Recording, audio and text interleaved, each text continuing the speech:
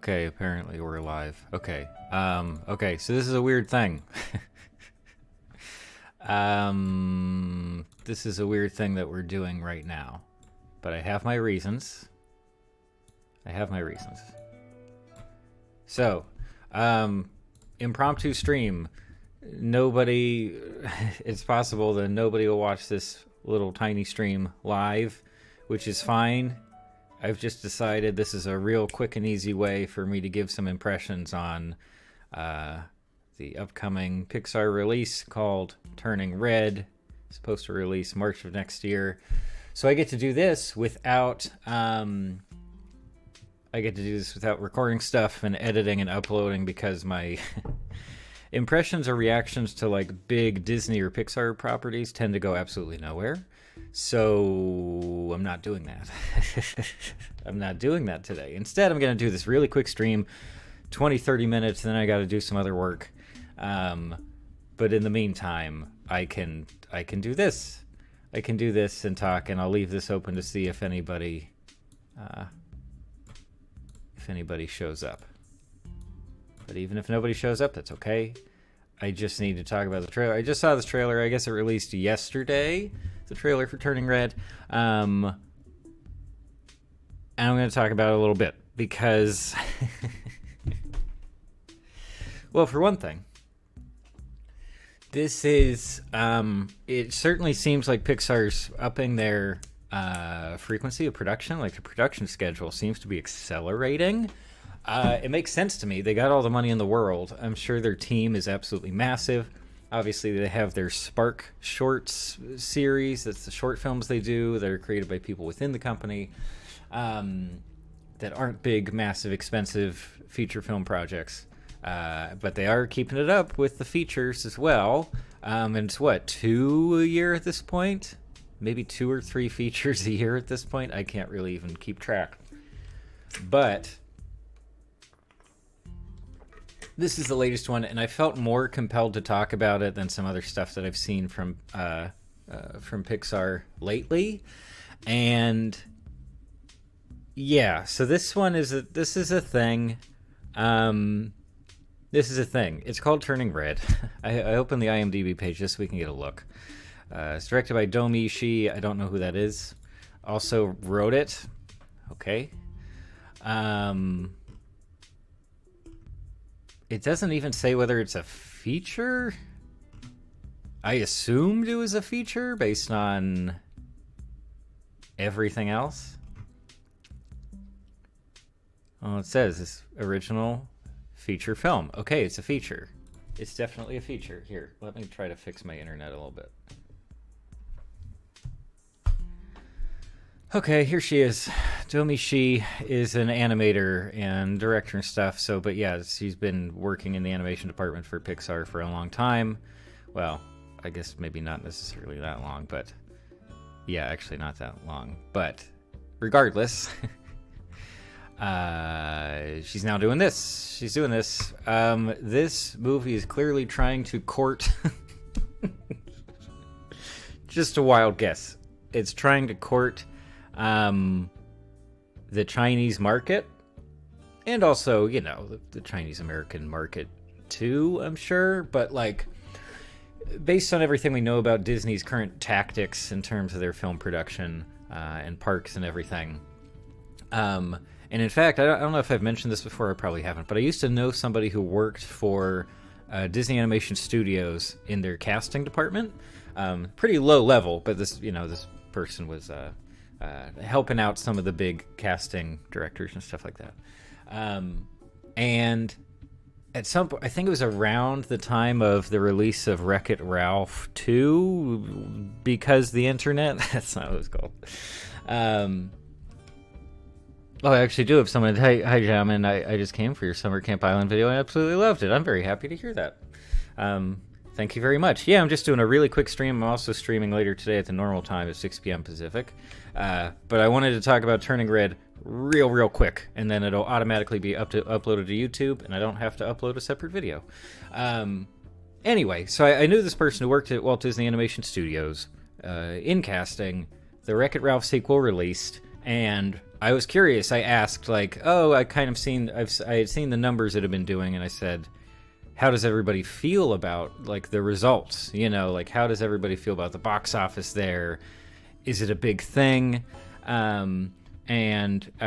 Basically, this person just said to me, look, domestic market does not matter at all. Like, Disney really doesn't care about domestic market. It's all about the international market at this point, which is not surprising. We know that, like, Hollywood mostly cares about the international market at this point, at least for the big tentpole release movies, because that's where they can actually make all of their money. And yeah, this one in particular does seem a little bit like, yeah, we want China to finally watch our movies and care and give us money for them. That's what it feels like to me. Might not exactly be the case. That's the impression I get. And yeah, just in a little bit, I'll watch the trailer as much as I can without audio, and then I'll hop off. But I do want to read through Jamin's comments here. It says, I'm 18 and the adult-friendly animation genre is a personal favorite of mine, as I love art and also just media that contains deep messages while still remaining light. That's all I wanted to say. Hope you have a great day. Thank you so much, Jamin. I appreciate that a lot. Also, have you checked out Craig of the Creek? Because I'm planning to do a Craig of the Creek video very soon, and I definitely think it qualifies as adult-friendly animation.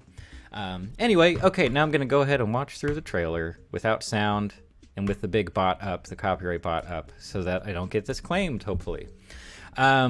Now, obviously, the animation style is what we've come to expect from Pixar in terms of them doing human characters. I mean, there's certainly the movement. There's a ton of bounce. I do think this feels a little cheaper than some other stuff to me, just because, I don't know. I think it's hard for Pixar to do human characters well. Studio, like, I rarely enjoy that. But they're certainly trying for diversity stuff here, and I don't just mean like the main group of kids. They're trying to be very diverse. I'll bet you right now that at least one of them is gender nonconforming to score some progressive points with the audience. But this is our premise. So it's basically a mix of wow, why am I forgetting the one famous Kafka story? Kafka, the character turns into a cockroach, has to hide it from his family and everything, and feels ashamed and all that kind of stuff. Or Teen Wolf. This is Teen Wolf, which I had only watched for the first time a couple months ago, actually. And it's an okay movie. It's a fine, like, 80s teen comedy. But, like, sorry if I will spoil a little bit of Teen Wolf, but basically, you know, main character finds out, oh, he's a werewolf, turns into a wolf, you know, whenever, and it's a big twist when he comes back home and he finds out that his dad is also a werewolf and that it's just like a family thing. This is exactly Teen Wolf. This is it. But replace all that stuff with Red Panda because China, because Asian continent as a whole, maybe. And that's literally the whole thing. I mean, certainly in terms of messaging, they're going to go for it. It's a coming of age thing. And I'm sure they will kind of get into, like, I don't know, maybe cultural perceptions of just like how you carry yourself, how you present yourself to the world, because there's a line in here where the main girl says, like, oh, you know, I'm always that perfect little kid, and maybe I should be a little bit more outspoken and aggressive and forceful and stuff like that. And that's what the Red Panda form kind of represents for her. But I don't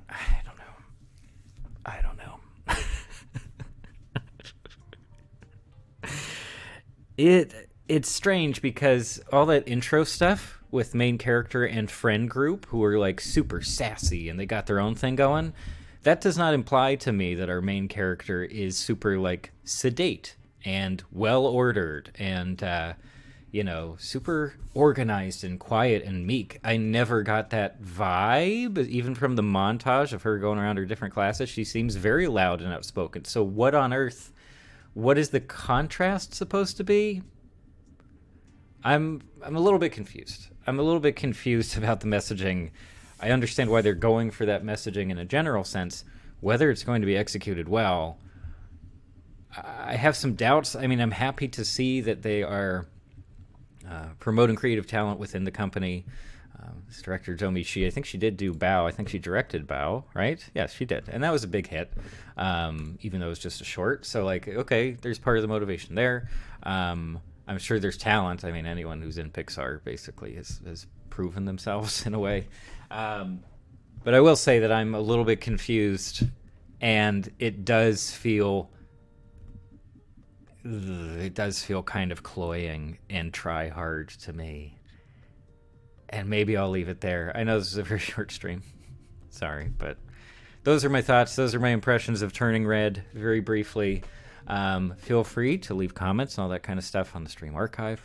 And yeah, if you want to turn around for the stream, the usual stream later today at 6 o'clock, feel free. I'm going to be doing something completely different. I'll be working on an instrument I found. But we will also definitely be talking about this movie and some other animation stuff. So there we go. And I'll read one last comment here from Jamin, who says, I have checked out Craig of the Creek. Great show. I'm excited to see the video. Yeah, it's going to be pretty good. It's in the works. Also, yeah, I'm skeptical about Turning Red, but I'm hoping for the best, even though the trailer wasn't great. Yeah, it was okay. And even just in terms of the editing and the presentation, the trailer was fine. But yeah, it's interesting how this does kind of feel like a movie that would come from a lesser animation studio, not in terms of content or anything, but certainly just the fact that we have a bunch of human characters and very typical human stuff, and the art direction is just kind of fine. It's just kind of fine. I think I'll leave it there. Anyway, thanks to anyone for checking out this very short stream, and also